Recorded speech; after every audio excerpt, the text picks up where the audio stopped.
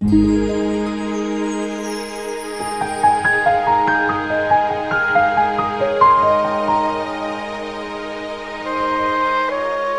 from France. Seal alert. Thank you, Mr. Hugo, for your kind invitation to speak to this noble gathering. It is an honor to be able to support your efforts to end the disturbing plight of the Namibian seals. To you, Mrs. Hugo, also, we thank you. Because we know that behind every great man there stands a great woman. And I value your dedication to the seals' protection, alongside with your husband and other good-hearted volunteers. I truly appreciate the journalists and activists who are in attendance here today. You all play crucial roles in bringing about the evolution of society in so many dimensions. Even the most powerful government leaders need to partner with journalists and activists to get support to make positive changes in order to benefit the world and our planet and all beings on this beautiful planet. Your efforts are also of utmost importance in helping governments realize that policies need to be changed in some areas so that they support the highest ideals of society. This is the situation we face right now in Namibia. Ladies and gentlemen, as you may be aware, Namibia gets her name from the Nama Damara word, Namib, which means shield. Because the Namib Desert protected the country in a variety of ways. Through today's event and the subsequent understandings and undertakings that will prevent any and all seal slaughters on African shores in the future, it is my fervent prayer that the Namib can again live up to her name, a shield that protects innocent creatures, dignifies the land, and protects the deep humanity and nobility of Namibia, and indeed of the whole continent of Africa. Furthermore, Namibia and the Cape Fur seals, which glorify her shores, share an empathetic parallel. The Namibian nation gained her independence through a process of transition, which took 11 months only, the same length of time as the seal's gestation period. Just as the country has taken prosperous strides since its birth, how beautiful and fitting it will be for the newborn seals to take part in this shared freedom and ever-expanding harmony. We are here today because more seals were brutally murdered in Namibia than any other place in the world last year. Around 86,000 endangered baby Cape Fur seals were clubbed to death.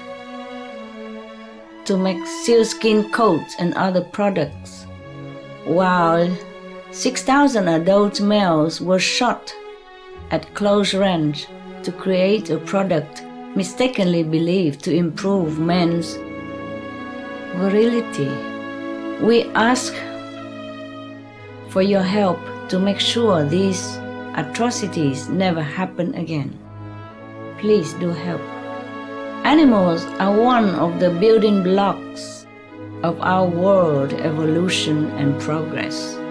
When animals come down to earth, they are here for a specific purpose. and they help humankind tremendously. Seals are among the most noble and most loving beings within the animal kingdom. They have an LQ, or loving quality, of 300%. Many of us humans don't even match up to that. Loving quality is an unconditional love that is beyond the love of a husband and a wife. Whales and cows also have a 300% loving quality, while the highest level of LQ on the planet among humans is only 90%. Up to date, huh? Of course, we can develop more and more every day to make our LQ even higher and more significant. This is one of the reasons why it is so important for us to protect the seals and to make sure they continue to exist on the planet. On Supreme Master Television, we interviewed Dr. Rima Morel, a Scottish telepathic communicator and founder of the Living Ark Sanctuary. She delivered a message from the seals in which they said it was very important that they remain alive because they are needed on our planet. They represent a very powerful kind of love, like that between a mother and a child. Where they live and where they swim, they are bringing this band of love back to the earth to help keep the earth balanced. The Cape fur seals are an endangered species even, and if they become extinct, it will not be good for us on Earth. It is like this with all animal species because each of them have their own unique purpose. They all provide important energies to help keep the Earth balanced. This is one of the reasons why it is so important for us to protect them, respect them, and value them. So please, help all of you and more people on this planet. Help as much as you can to safeguard our biodiversity, to ensure a happy, healthy existence for us and for our future generations.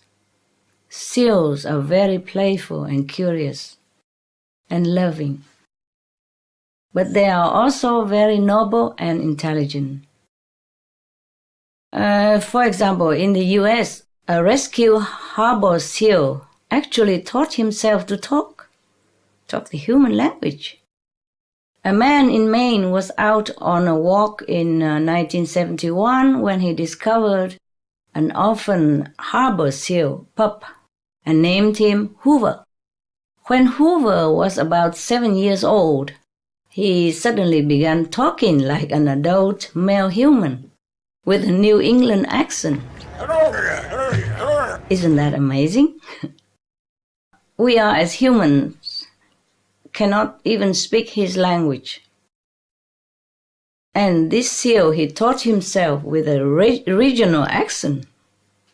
If you go onto YouTube, you can find some recordings of him laughing like a human and saying very clearly, "Hey, come over here." Seals have also been known to come to the aid of those in need.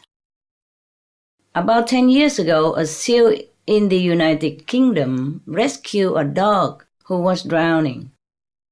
The dog had fallen into the river Tees and was swept away by a very strong current. People on the shore reported that when the dog began losing strength, a seal suddenly appeared and began to use her nose to gently push the dog to the shore. The Namibian government's commitment to their nation and their people is an honorable one.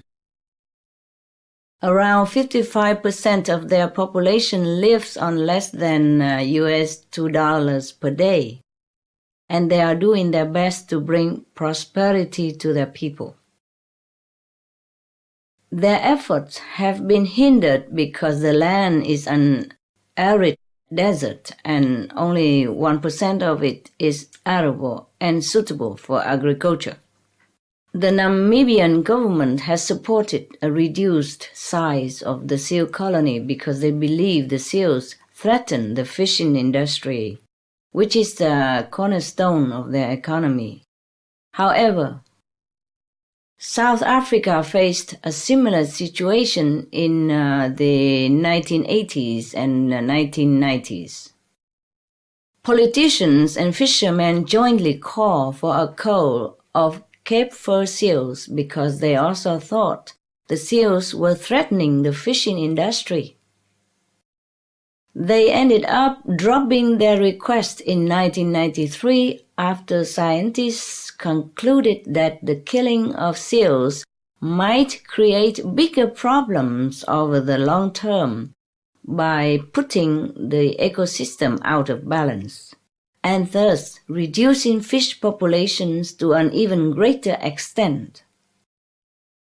Even though South Africa averted seal slaughter based on scientific evidence of the seal's effect on fish populations, we should be protecting seals based on the higher noble ideal that no one has the right to harm them, to protect business interests, or for any other reason.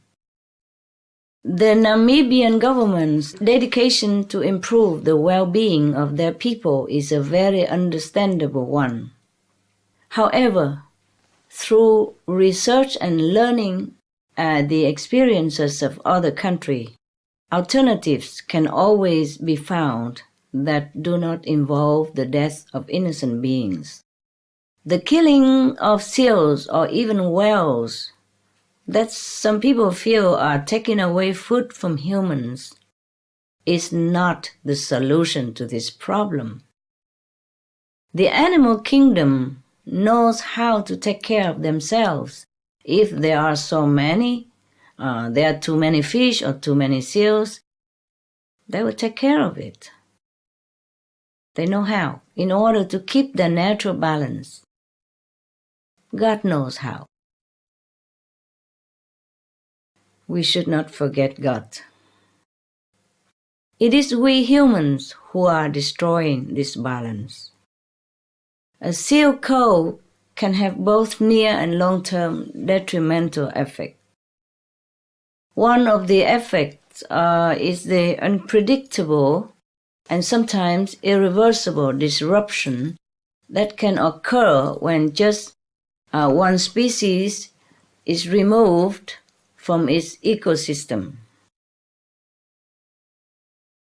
Namibia has had first-hand experience of this.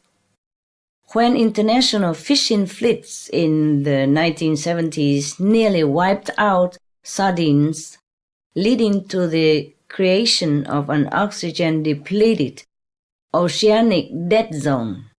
Without sardines around to eat the phytoplankton, they bloomed and then died off. When the algae died, they sank to the bottom of the ocean and decomposed. Hydrogen sulfide, which is a deadly toxic gas at high levels, and methane, which is a strong greenhouse gas, were released from that. Sadly, many fish die of suffocation because hydrogen sulfide pulls oxygen out of the water. And villagers also had to live with the putrid smell that filled the air in the whole region. Over the past few decades, many governments have responded to similar declines in fish populations by setting quota limits on the number of fish that can be taken out of the ocean each year.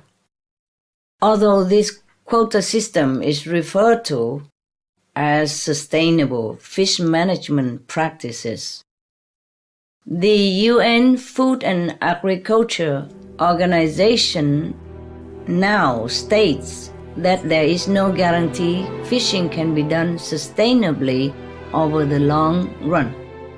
They have found that even under the best managed quota system, some fish populations have continued to collapse and been unable to recover.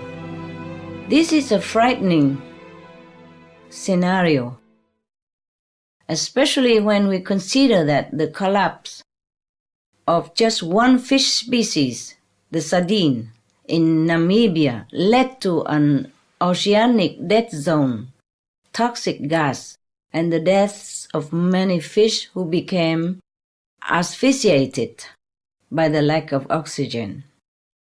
If fish are continually taken from the ocean, it will become as empty as the desert. In 2006, an international team of scientists and economists found that around a third of the ocean's fish populations has already been wiped out due to fishing, pollution, and other human causes. They warned that if the steep decline of fish population was not stopped, the oceans would be empty of fish by 2048. It's not far future for us.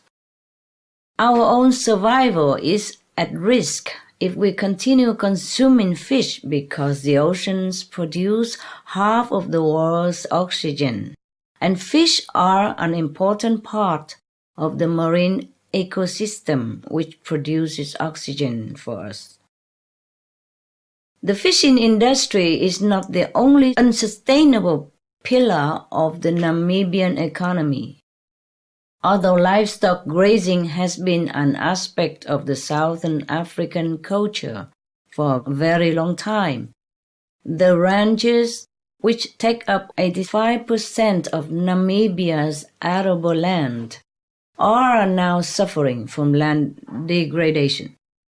Vast areas of land that have been used by nomadic peoples for thousands of years have become deteriorated due to more intensive grazing of cattle and other ruminant animals. Over the past 60 years, the pastures supporting the livestock industry have gone from supporting 3.7 million cattle and 5.7 million small ruminant animals, but now only support about 2 million cattle and 4 million small ruminants.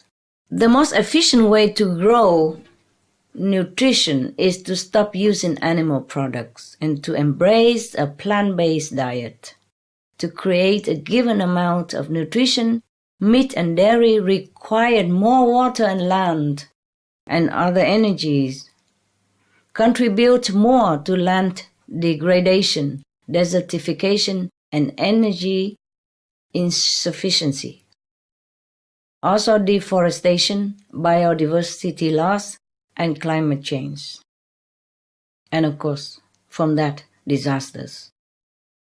If we want to survive, we must move away from the culture of death to the culture of life. We should live together with all animals in love and harmony.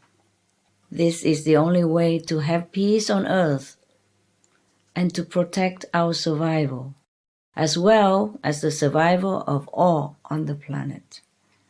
May God bless us so that this aspiration, dream, come true. One of the most exciting agriculture solutions to desert regions like Namibia is the concept of a permaculture forest garden. A successful demonstration garden was created in Jordan in 2000 by Geoff Lawton of the Permaculture Research Institute of Australia. Jordan is one of the 15th driest countries on the planet, and the Jordan River Valley, where the project was implemented, receives only 100 to 150 millimeters of rainfall in about 3 rains per year. They successfully turned a flat 10-acre plot of land into a lush forest garden. When they started, The soil was as fine as dust, overgrazed, overworked, and highly saline.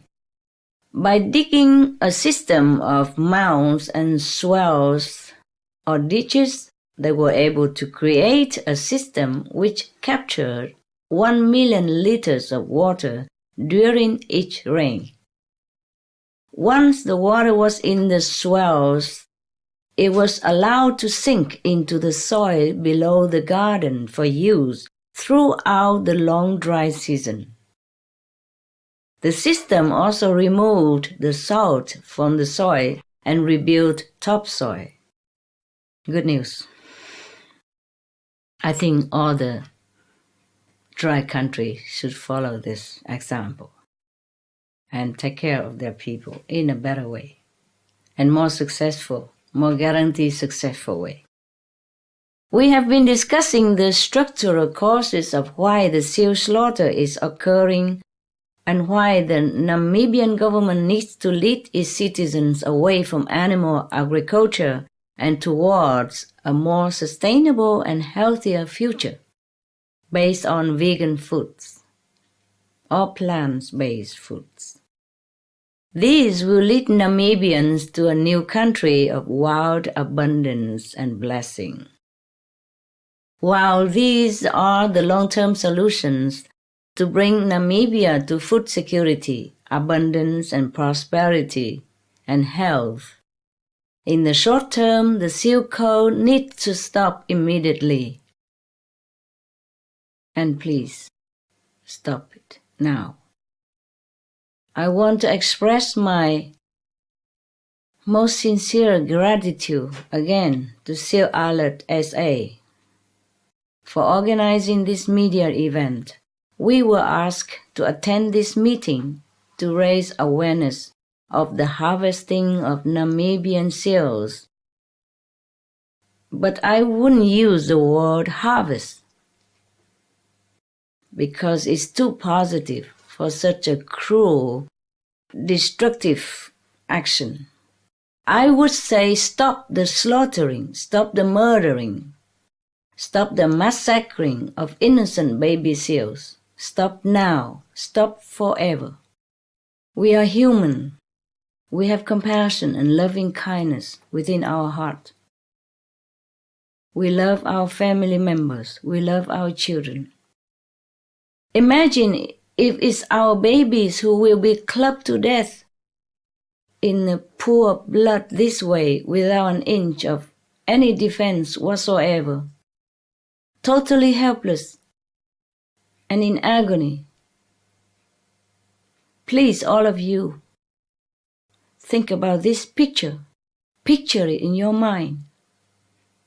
Picture of the helpless babies laying in pain, in blood, withering in agony, without anyone to rescue them, without anyone pitying them, just so that someone can decorate their body with it, with their seal fur, with their skin. Please imagine if these are human babies. Would you do something about it in your power and do it now to help rescue these innocent, helpless babies? I pray that heaven strengthen your faith in mercifulness and in your own power of divinity and love.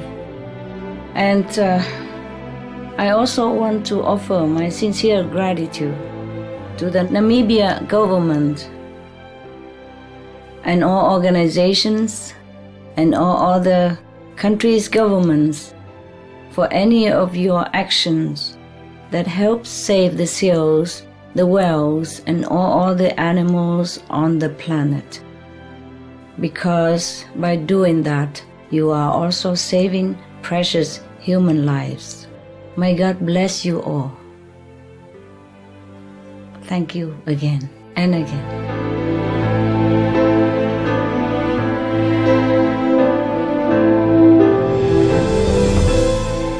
Thank you for all of your presence today and your supportive spirit, and for all your future effort to save all, including human, through your benevolent action. Be veg, go green, do good. Amen. God is great, Buddha be praised. Amen. Thank you. Bless you. Bless Namibia. Bless the seals. Bless the humans. Bless all on this planet to live forever in peace, love, harmony, prosperity, abundance, and health.